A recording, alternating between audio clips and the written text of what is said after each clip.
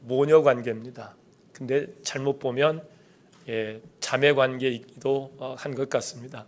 박수로 맞이하시면 고맙겠습니다.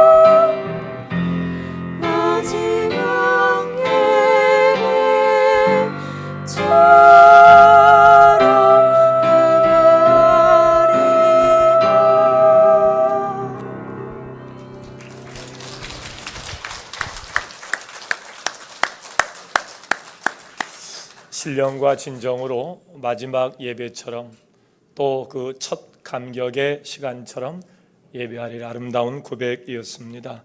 다 함께 일어나셔서 드려진 예물을 하나님께 봉헌하시겠습니다.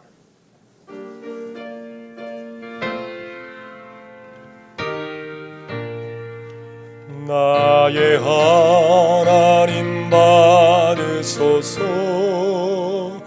주께 드리는 이 예물을 소리 높여 감사로 주 주께 드리네. 아멘.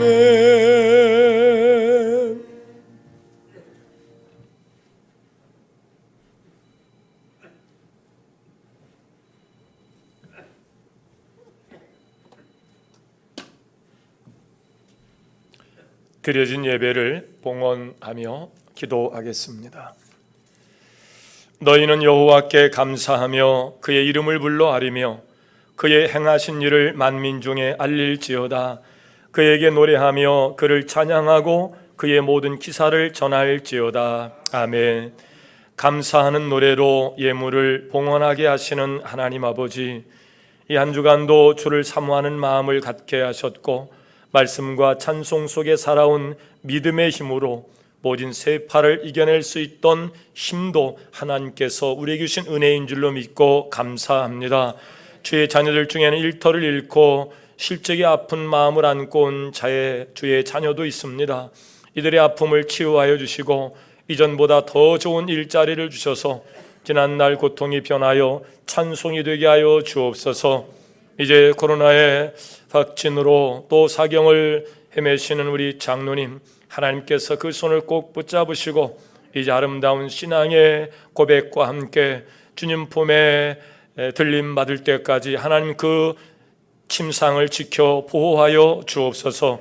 오늘 아름다운 찬양으로 하나님 앞에 영광을 드리는 모든 권속들, 하나님께서 그 이름을 불러 생명내에 기록하여 주옵시고 아브라함 후손으로 약속된 모든 백성이 예비하신 하늘의 신령한 복을, 땅의 기름진 복을, 만사의 형통의 복을 허락하여 주옵소서.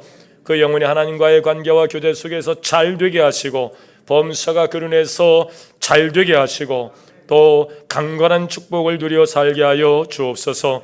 저희가 예물을 준비할 때 시험에 들지 않게 하셔서 정직하게 수입의 10분의 1을 가지고 모든 것이 하나님께로부터 왔음을 고백하여 드린 신앙의 고백이 천대에 이르게 하여 주옵시고 그 예물을 기쁘게 받아 주옵시고 하늘 문을 여시고 역사하신 하나님 놀라운 축복을 경험할 수 있도록 쏟아 부어 주옵소서. 악족간 속에서도 주시는 평강과 담대함이 오늘 위대한 신앙의 고백을 하나님 앞에 드리려 찾아온 백성들, 주여 오늘 그 아름다운 고백을 통하여 하늘문이 열려지는 축복이 있게 하여 주옵시고 이 땅이 치유함받는 일들도 일어나게 하여 주옵소서.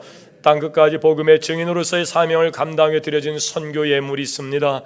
나눠 돕고 섬김으로 내게 주신 축복이 내 안에서 썩어 물들지 않게 하시고 흘러넘치게 하여 주옵소서.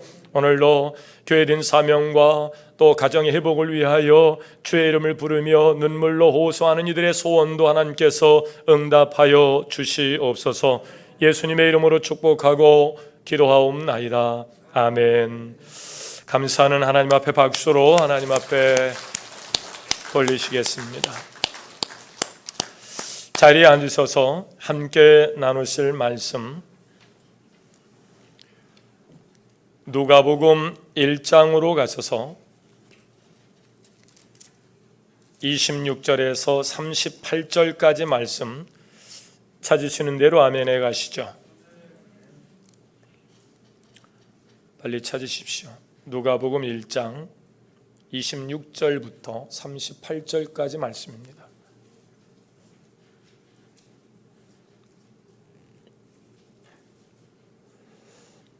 찾으셨으면 아멘. 교독하여 봉독하시겠습니다. 여섯째 달에 천사 가브리엘이 하나님의 보내심을 받아 갈릴리 나사렛이란 동네에 가서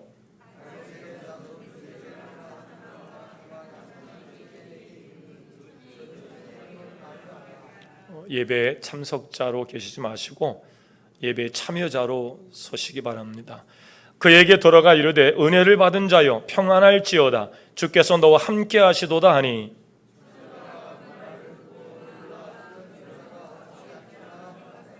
천사가 이르되 마리아여 무서워하지 말라. 내가 하나님께 은혜를 입었느니라.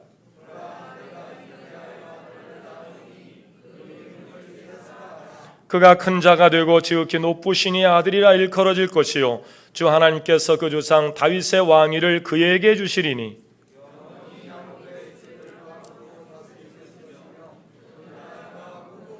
마리아가 천사에게 말하되 나는 남자를 알지 못하니 어찌 일이 있으리까?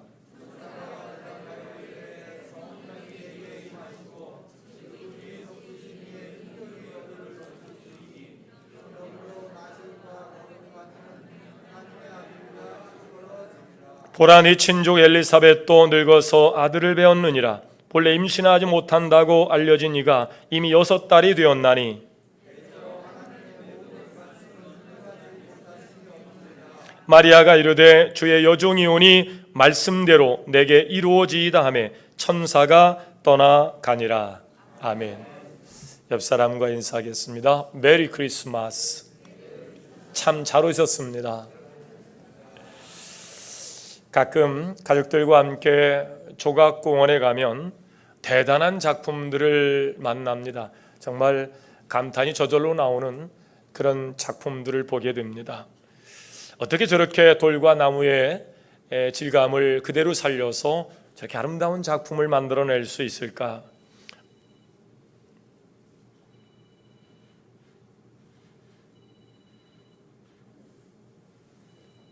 네, 저는 아니라고 가만히 있지 마시고 빨리 알려주십시오. 누군가. 네, 받으세요, 권사님. 안 받으면 안 받는다고 또 와 전화가. 받으세요. 안 받으시면 또 온다니까. 벌써 2번째 권사님 모르시잖아. 예, 껐어요?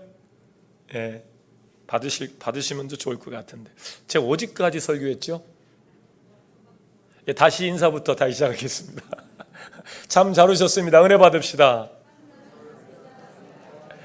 예, 이렇게 조각공원에 가서 여러 작품들을 보면서 감상을 하면서 야, 어떻게 이런 작품들을 만들어낼까? 예, 우선 작품 구상을 하겠죠. 그리고 그것을 그림으로 표현해 본 다음에 이제 제석장에 가서 돌을 고르고 또 목자상에 가서 또 나무를 찾아서 그걸 가지고 적당한 크기로 재단 후에 이제 작업을 해 나가게 되겠죠.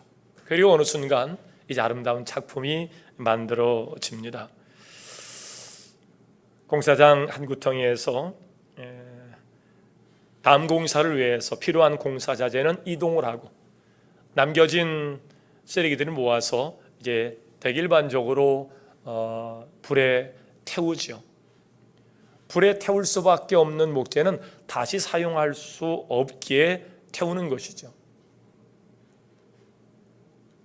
그 공사 현장을 지나가는 어느 분이 그 불에 타고 있는 나무 막대기를 하나 꺼내서 흔들어 불을 끈 후에 자기 집으로 갑니다. 자, 나무 입장에서는 이 지나가는 분의 손길이 아니었다면 자기는 불에 타서 죄로 없어질 존재였을 겁니다. 근데 구원을 받은 겁니다. 그 감격은 이루 말할 수 없겠죠. 나 구원받았네, 너 구원받았네, 우리 구원받았네, 찬송이 아깝지 않습니다. 그 감격을 가지고 이제 그 주인의 집에 가서 어느 어두컴컴한 방에 한동안 방치되듯 내버려 둡니다. 그러더니 그 나무를 주인이 갖다가 펄펄 끓는 가마솥에다 갖다가 푹 집어넣습니다. 여러분, 불에 타 죽는 고통이나 끓는 물에 대 죽는 고통이나 거기서 아마 거길 거예요. 그 불에 끄슬린 나무 입장에서는 그 구원의 감격을 제 노래가 끝나기 전에 뜨거운 물에 집어넣으니까 얼마나 어렵겠어요. 이로 말할 수 없는 아픔과 고통이 찾아올 겁니다. 거의 기절할 때쯤 끄집어내서 어두컴컴한 햇빛 없는 방에 내버려 둡니다. 불에 그을려 탈 수밖에 없었던 그 현장에서 구원을 받았던 감격은 다 사라지고 뜨거운 물에 처박혀서 그 고통을 당했던 일들, 그리고 어두컴컴한 방에 방치되는 일들이 견디기 어려울 고통으로 다가옵니다. 어느 순간 이 작업대 위에 그렇게 방치듯한 나무를 올려낸 이 조각가가 이제 톱으로 썰어내기 시작합니다. 아까도 얘기했듯이 불에 타 죽을 만한 고통과 물에 대 죽을 만한 고통과 톱에 쓰려 죽을 만한 고통과 다 거기에. 그러니까 첫 그 구원의 감격을 노래했던 그 감격은 다 없어지고 지금 톱에 쓸리는 일들이 어려운 겁니다. 거기서 끝나지 않아요. 망치와 정을 가져오더니 파내기 시작합니다. 페이퍼를 가져오더니 문제로 되기 시작합니다. 도저히 계속되는 이 고통을 견딜 수 없어서 기절하고 말았어요. 사람들의 웅성거리는 소리에 눈을 살며시 떴어요. 이야, 도대체 이 인형은 누가 만들었을까? 야, 솔로몬이 그렇게 성전일 때 사용했던 그 백향목일까? 이게 무슨 소린가 하고 눈을 떠봤더니 깨끗하게 정리되고 그렇게 준비된 전시실에 진열대 위에 여러 인형들이 깨끗하게 채색을 해 입혀서 전시실에 놓고는 전시장이었습니다. 자기 눈으로 보니까 정말 예뻐요. 근데 그들이 자기에게 향하여 자기한테 찬사를 보내는 일들이 이게 믿기지가 않는 겁니다. 누구 하는 소리일까? 나는 불에 그릴 수밖에 없었던 그렇게 버려진 나무 목재였고 불에 수건병인 채로 끌려왔고 그렇게 뜨거운 물에 처박혀지기도 하고 또 톱에 쓸려 잘라하기도 하고 이런 볼품없는 나한테 하는 소리는 아니겠지라고 생각하다가 진열대 위에 유리 거울에 비춰진 자기의 모습을 보니까 상상할 수 없는 모습으로 단장되어 있는 거예요. 도저히 공사장 한 구덩이에서 불에 타 없어질 수밖에 없는 존재감 없는 나무 토막이 아니더라는 거죠. 그렇게 조각가의 손에 들려진 그 나무가 튀지 않도록 뜨거운 물에 쪄서 그늘에 말렸다가 불에 거슬린 부분은 재단을 하고 그리고 페이퍼로 면을 썰어내고 또 망치와 정으로 그것을 아름답게 깎아서 이렇게 단청을 한 후에 예쁘게 마련된 전시실 위에 자기가 전시될 줄 꿈에도 생각 못한 거예요. 우리 실존에 관한 이해를 제가 동화식으로 여러분에게 들려드리는 겁니다. 권사님 전화를 받으시라니까. 받아야 안 오지 안 받으면 계속 온다니까. 받아보세요. 그리고 얘기하세요. 교회로 와 그러세요.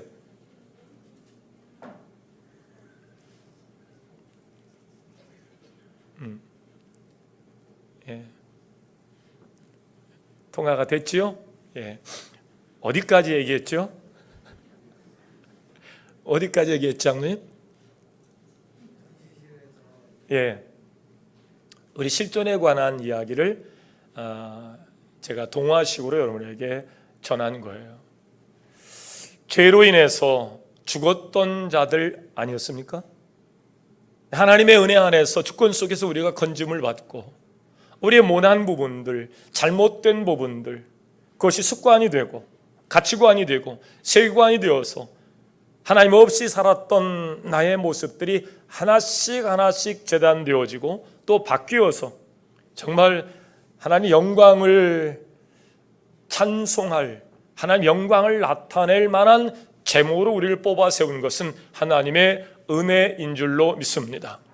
우리 옆사람과 인사하겠습니다. 당신은 사랑받기 위하여 존재하시는 분이십니다.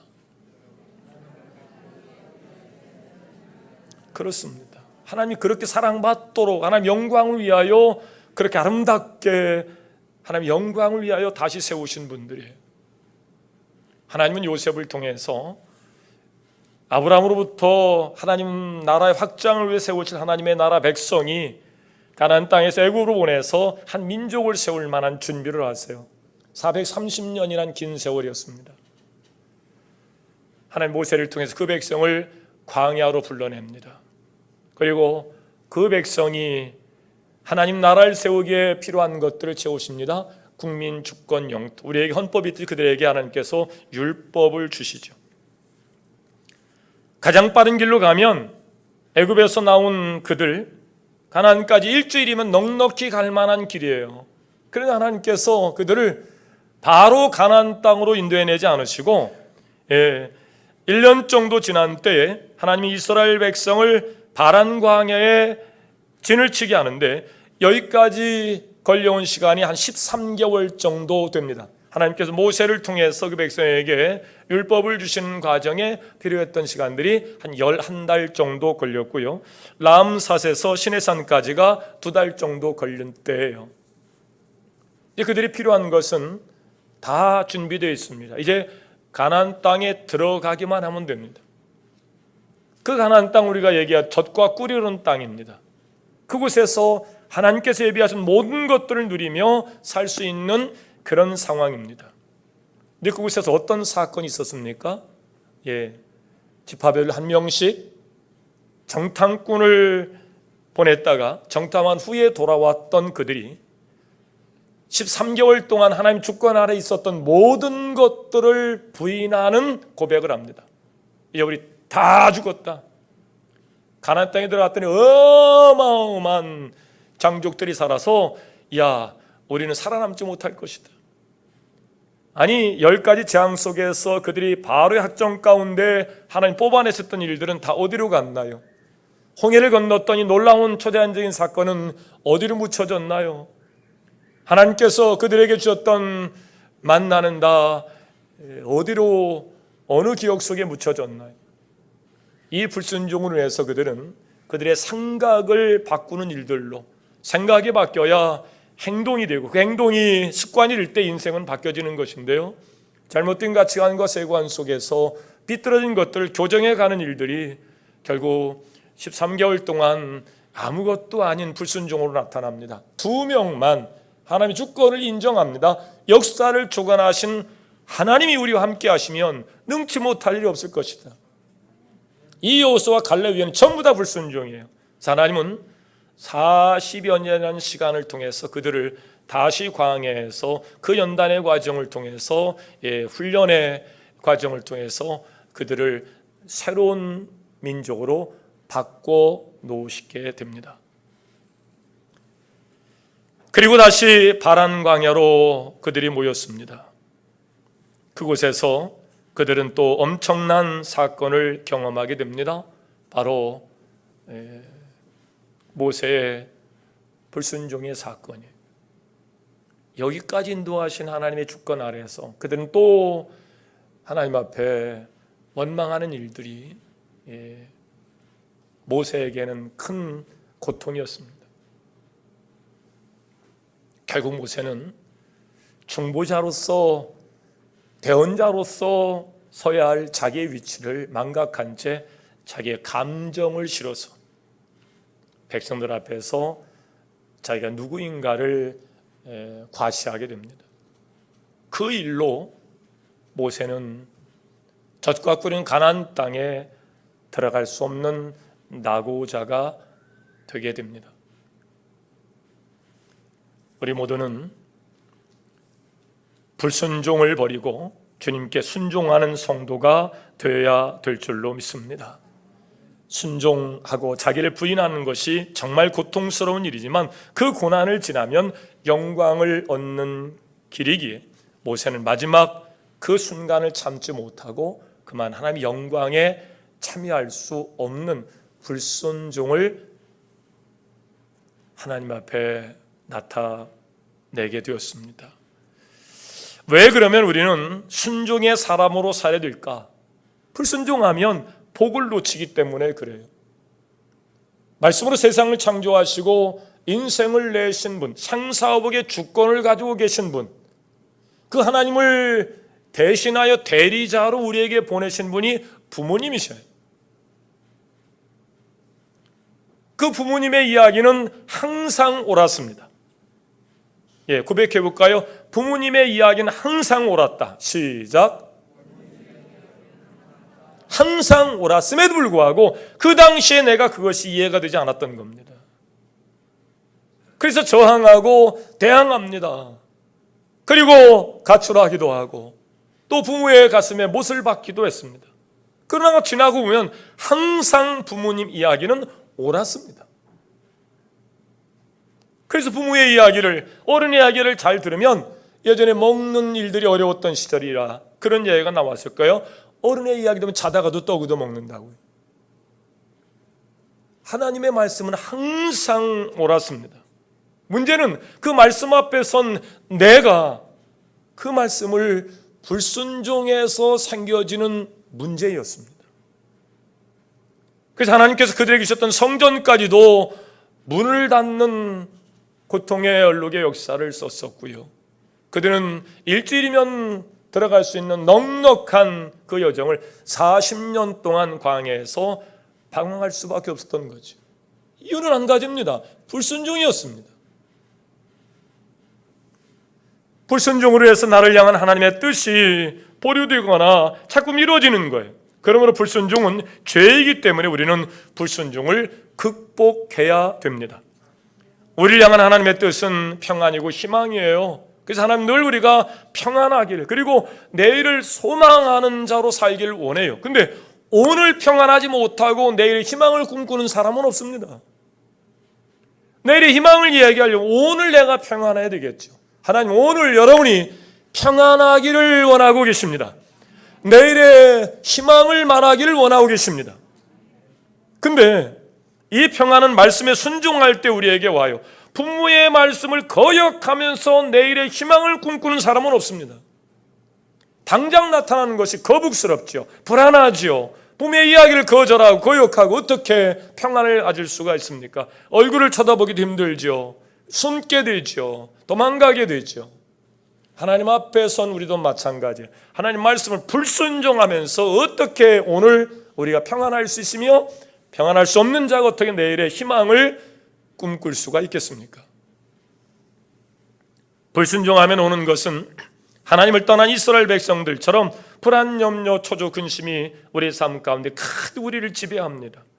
그리고 좌절이고 그리고 하나님과 관계와 교제의 사망 상태로 갑니다. 그러니 불순종을 극복하는 성도가 되시기를 주의 이름으로 축원합니다. 2021년도가 이제 다 지나갑니다. 12월 첫째 주간 벌써 이렇게 됐을까? 달력 한 장 딱 남았어요. 이때쯤이면 우리가 지난 한 해 동안 세운 계획들을 다시 한번 살펴보지요. 여러분의 개인사, 또 가정사, 또 직장 여러 계획들 내가 계획한 대로 잘 진행되어 왔는가? 아니면 또 내년으로 혹시 미루어지는 것은 아닌지, 아니면 설계 자체가 잘못돼서 실패한 프로젝트로 끝나는 것은 아닌지.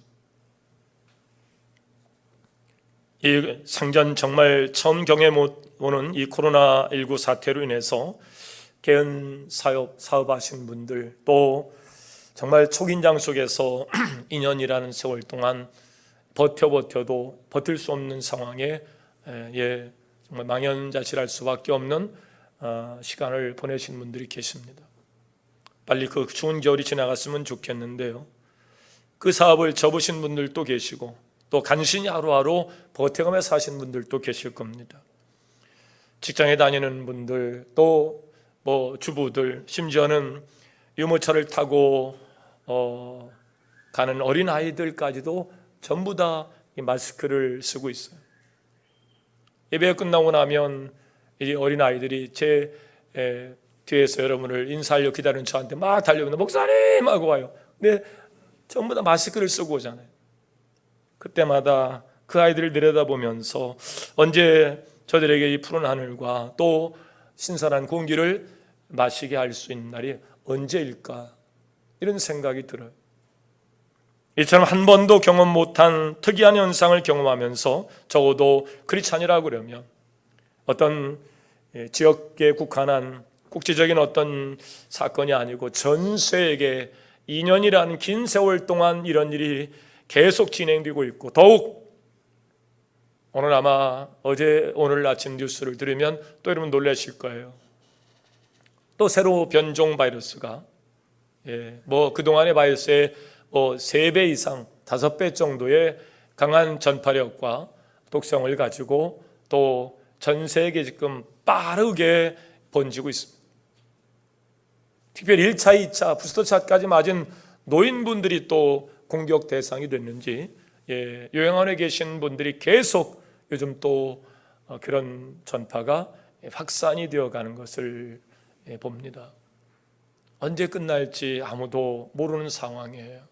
그냥 역사의 교훈으로 보면 예전에도 우리 사회에 M병이라고 장티푸스, 전염병이 막 창궐할 때도 있었고 우리 민족 사회도 또 전 세계적으로 유럽에 흑사병으로 고통을 당했던 그 긴 시간 동안 그들이 흑사병으로 더 이상 그렇게 고통해서 어려움 당하지 않을 시간들이 200년 이상 걸렸다. 빠르게 과학이 발전하고 또 그로 인한 의학이 발전하다 보니까 좋은 백신 나오고 또 먹는 약까지 나온다니까 이런 안심도 한편 해보지만 그러나 적어도 2년이라는 긴 세월 동안 이걸 막아내지 못하는 우리 과학과 의학의 힘을 생각해 보면 더 이상 방법이 없지 않을까, 그냥 달고 사는 것이 또 방법이지 않을까, 이런 또 근심도 우려를 갖기도 합니다.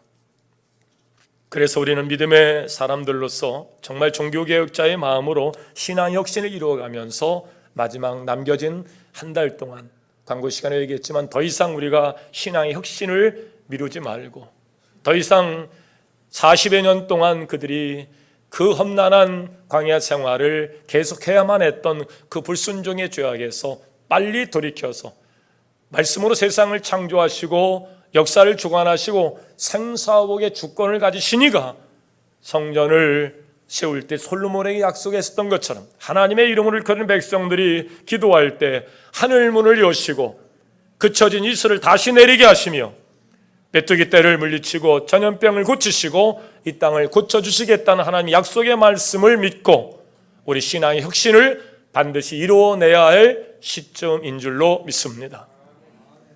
말씀에 순종하는 삶이 없다면 그건 정말 말 그대로 종교성에 의한 열심인 뿐입니다. 이 종교성을 가지고 살아가는 사람들, 하나님은 그들에게 더 이상 성전이 필요 없다라는 하나님의 결정 속에서 성전은 문을 닫아야만 했습니다. 하나님의 설계를 가지고 오신 예수님 또한 그렇게 종교의 열심으로만 가지고 있는 그들, 하나님 뜻과 상관없이 살아왔던 그들에게 독사의 자식이라 이야기하고 회칠한 무덤과 같이 그냥 그럴듯한 모습만 가지고 살기에 그들의 신앙 혁신을 인정하지 않으셨습니다. 사실 기독교에서 교회력을 만들고 절기를 만든 이유는 그래서 우리가 강림절 두 번째 절기 초 하나하나에 불 붙여가면서 오신 주님을 기뻐하고 감사하며 다시 오시겠다고 약속하신 주님을 고대하면서 강림절의 영상을 우리가 갖고 있죠. 이런 절기를 만든 이유는 교회력을 잘 지켜가면서 그리스도의 향기를 느끼고 그리스도를 닮아 말씀에 순종하는 성도들로 성장시키기 위함인 줄로 믿습니다. 사순절부터 시작된 절기에 맥주감사를 지나고 추수감사를 지나고 다시 또 성탄절을 보내면서 우리 신앙의 성장이 없다면 부모에게 큰 근심을 주는 자녀의 삶처럼 말이죠. 영적 성장을 목표로 우리가 달려온 지난 한 해였습니다. 성경 말씀을 수없이 통독하면서 성령이 우리 안에 오시기를 구하면서 보냈던 지난 한 해였습니다. 우리 지난주 예배 후에 우리 이현희 권사님이 오늘도 예배당에 나오셔서 말씀을 잘 듣고 계신데 우리 권사님은 우리 임마누엘교회 원주민이세요. 임마누엘교회 아픈 역사를 그대로 다 보고 알고 계신 분이에요. 예배 때마다 끝나고 나면 저를 붙잡고 목사님 미안해요 미안해 자꾸 그래. 그래서 지난주에 제가 막 소리를 질렀어요. 권사님 미안하다는 얘기 하지 마세요. 그렇게 미안하면 미안할 짓을 안 하시면 되고 권사님은 저한테 미안할 짓을 안 하는데 왜 자꾸 계속 매주 미안해요 미안해요 그러시냐고. 옷은 이쁘게 입고 오셔가지고 왜 매주 자꾸 미안하다고 그러시냐고 제가 소리를 질렀어요. 그랬더니 그래도 미안해요 그러고 하시더라고요.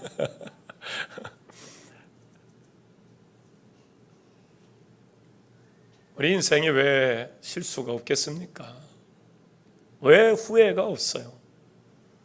저도 한 해 동안 하나님과의 약속, 또 가정 안에서의 제가 해야 할 일들, 또 사회적 지위를 가진 자로서의 어떤 역할들, 이런 일들을 이제 한 장 남았는데 다루지 못한 것에 대한 후회가 저한테 있고요. 예, 왜 실수가 없어요? 실수는 반복하죠. 그러나 오늘로 주 안에서 여러분의 인생이 성령을 의지하여 신앙의 혁신을 이루어가는 일에 여러분 그 대열에서 낙오자가 되지 않기를 주의 이름으로 축원합니다. 반드시 이루어야 할 사명인 것입니다.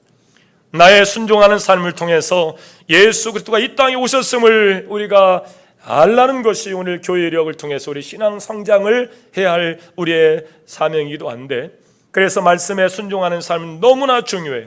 말씀에 순종하는 것이 그리스도의 신앙의 완성이라 해도 과언이 아닙니다. 같이 하겠습니다. 순종합시다. 순종합시다. 그렇습니다. 말씀에 순종하면 하나님의 뜻이 순종의 삶 가운데서 이루어지는 거예요. 하나님의 뜻이 이루어지는 겁니다. 하나님의 뜻이 이루어지는 거예요. 내가 하나님 말씀에 순종하면 하나님의 뜻이 이루어지는 겁니다. 그것이 하나님 앞에 영광이 되는 겁니다. 말씀에 순종한 그 과정에 교회도 든든히 세워지고 또 아름답게 가정도 회복되어지고 복음도 전파되고 세상에 빛과 소금이 되는 삶을 통해서 하나님의 뜻이 이루어지는 거예요.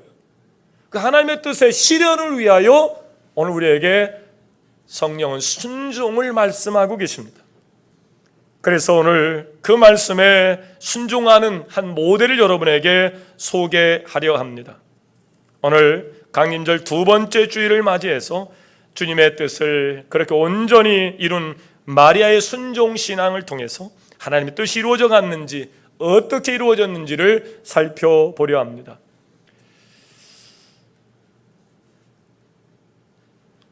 말씀에 순종하려면 우리는 먼저 자기 결심이 필요한 듯한 느낌을 갖습니다. 그래, 내가 결단해야 되겠다. 올 한 해 정말 더 이상 피할 수 없고 또 피해서도 안 되는 신앙의 혁신을 반드시 이루어야 할 이 시점에 내가 이런저런 핑계를 대고 하나님 앞에 더 이상 죄송해요, 미안해요 할 수 있는 일이 아니다. 돌이켜야 된다. 이런 자기 결심을 여러분 하시는 분도 계실 겁니다. 그런데요, 신앙은요 또 다른 면이 있어요. 즉 나의 어떤 결심과 결단으로만 되는 것이 아닌 것이 신앙 안에서의 순종이에요. 먼저 우리는 하나님께로부터 받은 은혜를 먼저 깨달아야 되는데, 세상에 어느 정도 결심하고 마음먹으면 마음먹은 대로 돼요. 열심히 공부하면 공부 잘합니다. 열심히 노력하면 가난을 물리칠 수 있습니다. 노력해서 안 되는 일이 거의 없어요. 그래서 신앙도 우리가 그런 생각을 합니다. 열심히 노력하면 하나님께서 복을 주시고 또 더 큰 믿음을 허락하실 것이라는 그런 생각 말이죠. 그런데 여기에는 세상의 다른 일과 다른 것이 하나 추가되어야 되는데, 바로 우리의 구원과 또 하나님 안에서의 이루어야 할 뜻에는 하나님의 은혜가 필요한 것을 믿으시길 바랍니다.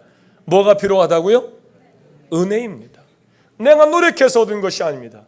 내가 대가로 받은 것이 아닙니다. 그래서 구원을 은혜요 선물이라고 얘기하는 것이 바로 그런 이치입니다. 오늘 우리는 마리아를 통해서 그 사실을 보게 되는데, 하나님께서 마리아를 통해서 메시아를 보내실 계획을 세우시고 천사 가브리엘을 마리아에게 보냅니다. 그리고 그 사실을 이야기합니다. 28절입니다. 은혜를 받은 자요. 무엇을 받은 자요? 은혜를 받은 자요. 내게 평안할지어다. 주께서 너와 함께 하시도다. 자, 누구나 은혜를 받았어요. 적어도 이 자리에 앉아있는 분은 다 우리의 구원이 하나님의 은혜로 시작됐다는 사실을 알고 그 은혜를 감사하는 것을 주저하지 않을 겁니다. 그 말씀을 들은 마리아는 다른 반응을 이야기해요. 그 말을 듣고 놀라 이런 인사가 어찌민고라고 이야기하는 거예요. 그러니까 일반적으로 우리를 구원하소서 전국 백성 삼는 그 은혜 말고요, 특별히 어떤 은혜를 받은 자로서의, 은혜를 받을 자로서의 사명을 지금 제시하는 겁니다. 뜨거운 여름, 이제 우리 전도팀이 거리마다 담배꽁초를 줍고 또 거리 환경을 개선하는 일들로 노력했던 적이 있었습니다. 여러 팀으로 구성해서 두정역까지 이제 거리에 조를 짜가지고 가서 휴지를 줍고 남들이 뱉어놓은 담배꽁초를 주워가면서 그 거리 환경을 이렇게 바꿔가는 거예요. 얼마나 더운 여름인데 얼마나 덥겠어요. 집사님, 한 40여 명 정도 되는데 집사님 아이스크림 하나씩 해서 좀 집사님이 좀 사시죠. 할렐루야, 오늘 은혜가 제게 임했습니다. 이것이 마땅한 여러분의 고백이죠. 지금 마리아에게 그런 어떤 일들이에요. 하나님의 주권 아래에서 구원받은 모든 이가 그 은혜 안에 살지만 특별히 마리아에게 와서 은혜를 받은 자여 평안할지어다, 이제 네가 은혜를 받게 될 것이다, 네가 지금 로또 복권을 당첨한 것과 같은 복을 받을 것이다, 그 이야기예요. 그때 마리아가 이게 어찌미뇨 라고 지금 반문하는 겁니다. 은혜를 받은 자요, 그 은혜가 무엇일까? 천사가 이야기합니다. 마리아여, 무서워하지 말라. 네가 하나님께 은혜를 입었느니라. 보라, 네가 잉태하여 아들을 낳으리니 그 이름을 예수라 하리라. 자, 이거 지금 은혜로 지금 받는단 말이에요. 은혜로. 오늘 다 결혼하신 분들이 대부분이고, 우리 결혼하지 않은 마스크를 써가지고 이름이 누구지? 예슬이냐? 예솔이. 소은이. 우리 또 결혼하지 않은 청년이니까 오늘 여러분이 다 은혜를 받았잖아요. 그죠? 은혜를 다 받았잖아요. 근데 오늘 너에게 특별한 하나님의 은혜가 임했느니라. 얼마나 기쁘고 감사해요. 그래서 이게 무슨 소리입니까? 라고 했는데 아이스크림 사란 얘기요? 그건 뭐 그럴 수 있어요. 내 돈 뭐 들어도 애써 수고하시는 분들 아이스크림 하나 살 정도는 내가 되니까 아이고 제가 당첨됐네요. 목사님 고맙습니다. 그런 일을 저에게 주셔서 고백할 수 있어요. 근데 오늘 너에게 네가 잉태하게 되리니, 이 얘기했다간 큰일 납니다. 아니 무슨 소리입니까? 지금 제가 신랑도 없는데 제가 무슨 잉태를 해요? 아이고 나무 끄러운 것으로 남사스러운 것으로 끝날 일이 아닙니다. 돌에 쳐 맞아 죽을 만한 일이에요. 어찌미뇨? 천사가 이야기합니다. 마리아여, 무서워하지 말아라. 네가 하나님께 은혜를 입었느니라. 네가 잉태하여 아들을 낳으리니 그 이름을 예수라 하리라. 마리아에게 아들을 주시겠다는데 이들은 그 아들은 마리아의 아들이 아니라 하나님의 아들이라는 겁니다. 지극히 높으신 이의 아들이라 일컬어질 것이라. 그 이름을 예수라 하라. 예수란 이야기는 여호와는 구원이시다는 뜻의 히브리어 여호수아의 헬라 음력입니다. 하나님께서 드디어 구원을 시작하셨는데 네가 잉태할 그 아들을 통해서 하나님이 구원 역사를 펼치실 것이다. 이 이야기를 지금 천사가 마리아에게 하는 겁니다. 네가 은혜를 입은 자가 될 것이다. 이스라엘 역사에 있어서 예수라 이름한 자가 활동하던 일들이 많이 있었어요. 그런데 마리아에게 잉태된 이 아들은 그냥 이름만 예수가 아니에요. 지극히 높으신 이 아들, 하나님의 아들로서 구원 역사를 이루실 그런 아들이 내 배에서 지금 잉태될 것이라는 천사의 수태고지입니다. 결혼한 사람들에게 아들을 주는 것은 은혜지요. 그런데 아직 정혼한 남자는 있지만 아직 결혼하지 않은 이 처녀에게 아들을 갖게 한다고요? 이건 인정할 수 없는 일이에요. 도저히 내가 받아들일 수 없는 거예요. 왜 나만 가지고 그래? 그럴 수 있죠. 여러 사람 다 있는데 왜 나보고 아이스크림 사라 그래요? 짜증나게. 그것이 은혜로 받아들이지가 않는 겁니다. 순종할 수 없는 것처럼 느껴지는 거예요. 사실 인간사에 있어서 이 사건, 이 은혜와 비교될 만한 일은 없어요. 인류의 구원이 필요한데 그 구원의 역사를 위해서 여호와께서 구원을 이루시도록 예수라 하고 그 예수가 인류 구원 역사를 이룰 것이다. 내 태에서 그가 태어날 것이다. 이건 깜짝 놀랄 만한 일인데도 내게 주어지고 보니까 내가 당할 일들이 너무 버거운 겁니다. 너무 어려운 겁니다. 그래서 마리아가 두려운 마음을 가졌던 거예요. 그때 천사가 무서워하지 말아라, 두려워하지 말아라. 내가 구원받아 하나님의 자녀가 된 것은 놀라운 은혜, 놀라운 사건인데, 근데 문제는 이 일이 감당하기가 어려울 만한 일이라는 거예요. 본문에서 하나님은 성령의 능력으로 마리아를 덮어 감동하게 하셔서 마리아로 하여금 믿고 받아들이게 하는데, 그래서 마리아는 이런 고백을 합니다. 주의 여중이오니 말씀대로 내게 이루어질지이다.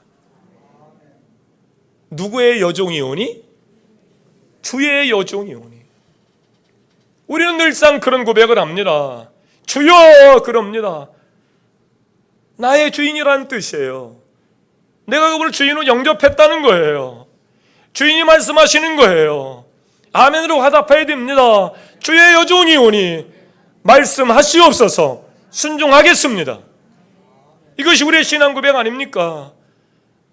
자칫 두려움이 올 수밖에 없죠. 예수님 공생의 기간 동안이었습니다. 예수님 앞에 거의 반나치한 여인이 끌려왔습니다. 현장에서 가늠하다 잡힌 여인이었습니다. 한 남자의 아내로 살아야 할 여인이 그 정조를 지키지 못하고 다른 남자와 불륜을 겪다가 현장에 잡혀온 겁니다. 율법으로는 돌에 때려 죽여야 됩니다. 화가 났습니다. 예수님이 결정하셔야 됩니다. 그래, 하나님이 신 법이니까 율법대로 그 여인을 돌로 쳐 죽여라. 대신 너희 중에 죄 없는 자가 이 여인을 돌로 칠 것이다. 그리고 땅바닥에다 뭔 얘기를 자꾸 쓰세요. 성경에는 그가 뭐를 썼는지를 자세히 얘기하고 있지 않지만 제가 추론을 생각해 보는 거예요. 박서방, 너도 지난 여름에 윗집 여자하고 너도 썸씽이 있었잖아. 이서방, 너도 아랫집 여인과 정을 통한 적 있잖아. 화가 나가지고 율법으로 하겠다고 돌에 쳐맞아 죽일 사람이라고 막 살기등등해서 나온 사람들의 이름을 적어가면서 그들의 죄몫을 땅바닥에 쓰고 있지는 않았는지. 왜? 그렇게 말씀하시고 글을 쓰신 후에 그 주변에 있던 사람이 다 도망갔으니까요. 왜 도망갔을까요? 자기 죄가 드러날까 봐요. 이처럼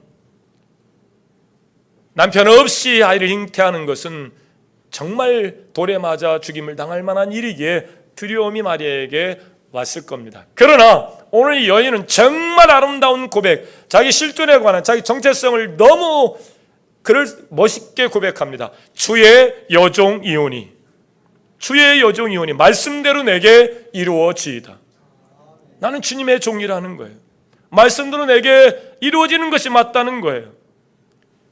하나님의 모든 말씀은 능하심이 없게 믿어질 수는 없지만, 마리아 자신에게 일어나지 않았으면 좋겠다고 생각되지만, 하나님 모든 말씀은 능하심이 없기에 말씀으로 세상을 창조하신 이기에 내 안에서 신랑 없이 잉태되는 일이 가능하기에 주의 여종이오니 말씀대로 내게 이루어지이다. 믿는 자가 복이 있다는 말을 듣는 자들이 될 수 있기를 주의 이름으로 축원합니다. 순종은 목숨을 주님께 맡기면서 하는 것이 순종이에요. 그래서 수많은 선교사들이 순교해서 알 수 있듯이 실제로 순종하다가 죽임을 당하는 경우가 많아요. 그러나 그들은 늘 그런 고백을, 이 마리아의 고백을 가지고 있었을 겁니다. 주의 여종이오니, 주의 남종이오니, 주의 백성이오니 말씀대로 이루어질지이다. 그리고 그렇게 순종했던 겁니다. 2021년 강림절을 시작으로 해서 우리가 그리스도의 오심을 기념하게 되는데, 이미 2000년 전 주님을 오셨습니다. 오신 주님에 대한 감사의 절기로 강림절을 보냅니다. 그리고 저리로서 산 자와 죽은 자를 다시 심판하라 주님 오시겠다고 약속하신 그 주님을 고대하는 겁니다. 그때 하나님 나라의 완성이 이루어질 그날을 고대하는 겁니다. 사랑하는 성도 여러분, 동정녀 탄생에 대한 믿음은 기독교 신앙의 핵심입니다. 이 믿음은 성령께서 주시는 믿음으로 얻게 된 겁니다. 스스로 결단해둔 일이 아니고 성령이 마리아에게 임하시며 천사에게 아름다운 고백으로 자기의 정체성에 관한 이야기를 너무 시원하게 합니다. 주의 여종이오니 말씀대로 이루어지리이다. 오늘도 신앙의 혁신을 이루어야 할 과제가 우리 앞에 있습니다. 왜? 이래도 되고 저래도 될 만한 선택의 자리에 있지 않습니다. 더 이상 믿을 수 없을 만큼 다음 세대가 걱정이 됩니다. 혹시 그냥 생각해 보는 겁니다. 혹시 태어날 아이가 코로나를 안고 태어나지는 않을지, 이루 말할 수 없는 염려와 불안이 인류 사이에 지금 있습니다. 대한민국이 그렇게 여유를 부릴 만한 나라가 아닙니다. 전 세계 최고의 통계를 내고 있는 UN, 그리고 삼성, 또 국제적으로 인정할 만한 이 통계사에서 이야기합니다. 전 세계에서 가장 먼저 없어질 나라가 대한민국이라고요. 우리 지금 너무 잘 나가는 듯 보입니다. 근데 징조가 너무 나쁩니다. 다음 세대가 없습니다. 다음 세대가 없습니다. 저출산의 문제는 인류 역사가들의 통계자들에 의하여, 유엔의 보고에 의하여 300년 후에 대한민국은 지구상에서 없어질 나라라고 이야기합니다. 아니 300년 다음에 이야기를 하더라도 당장 이 코로나로 겪는 어려움 속에 우리는 주의 여종이오니 신앙의 혁신을 통한 사회 구원과 또 이 땅이 고쳐지는 일을 위하여 신앙의 혁신을 미루지 마시고 순종함으로 신앙의 혁신을 이뤄가는 여러분의 삶이 될 수 있기를 주의 이름으로 축원합니다. 기도하겠습니다. 참 좋으신 하나님, 오늘 하나님의 은혜 안에서 새로운 역사를 꿈꾸며 주님 앞에 나온 자들, 하나님께서 그 이름을 불러주셔서 하나님이 택한 백성으로서 주의 여종이오니, 하나님이 택한 백성으로서 주의 남종이오니 내 삶에서 하나님의 말씀이 이루어지이다. 순종을 신앙의 혁신의 가장 큰 주제로 여기고 오늘로 순종함으로 신앙의 혁신을 통해서 위대한 역사가 일어날 수 있는 일에 마리아처럼 쓰임받기를 원합니다. 인류 구원의 역사를 더 이상 미루지 아니하시고 마리아의 몸을 통해서 인류 구원자가 이 땅에 오실 때에 감당할 수 없는 일이었사오나, 그러나 하나님의 은혜로 구원을 받고 하나님을 의하여 세움을 받은 마리아 주의 여종이오니 하나님의 말씀대로 내게 이루어지이다. 오늘도 아름다운 고백을 가지고 하나님 역사에 그렇게 순응하여 선천자로 살기로 결단한 모든 권속들, 하나님 신앙의 혁신을 반드시 이루어서 이 순종함으로 마리아와 같은 축복을 경험하는 통로로 쓰임받게 하여 주옵소서. 예수님의 이름으로 기도하옵나이다. 아멘. 잠시 묵상으로 다짐하고 또 결단하는 시간을 갖습니다.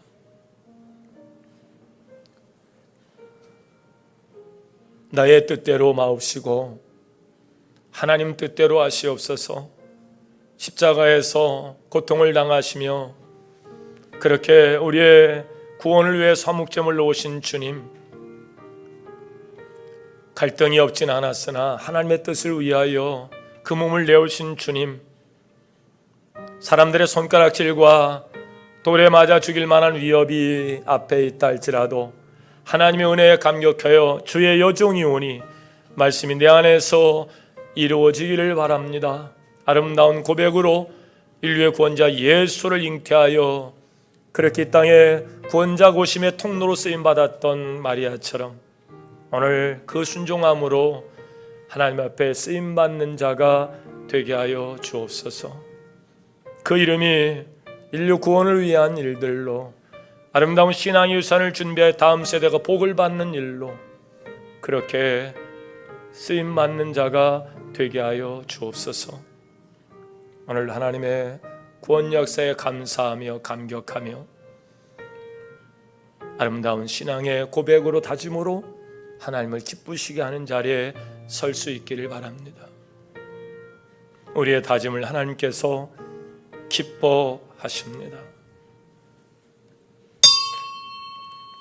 다 함께 일어나셔서 결단 찬송 하나님 앞에 드리시겠습니다.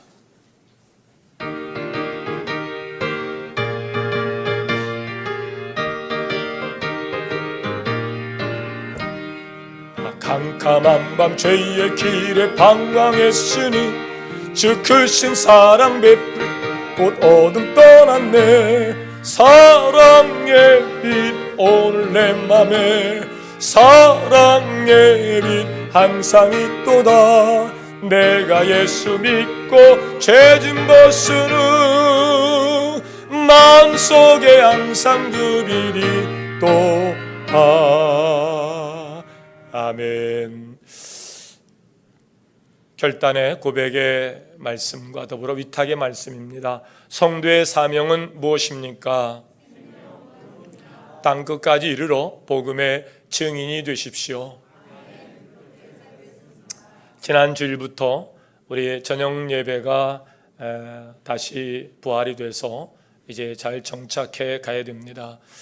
주일 신앙 온전히 고수하면서 주일은 주님과 함께하는 시간으로 저녁 예배에 많이들 나오셔서 신앙의 혁신을 이루어 갈 수 있기를 바랍니다. 축도입니다.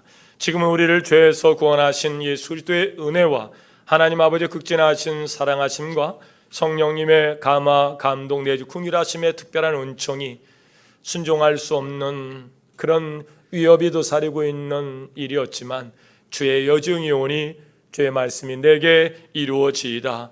아름다운 고백으로 인류의 구원자가 이 땅에 오심에 통로로 쓰임받았던 마리아처럼 그렇게 살기로 결단한 모든 권속들 머리 위에 지금부터 영원토록 함께하여 주옵시기를 간절히 축원하옵나이다. 아멘.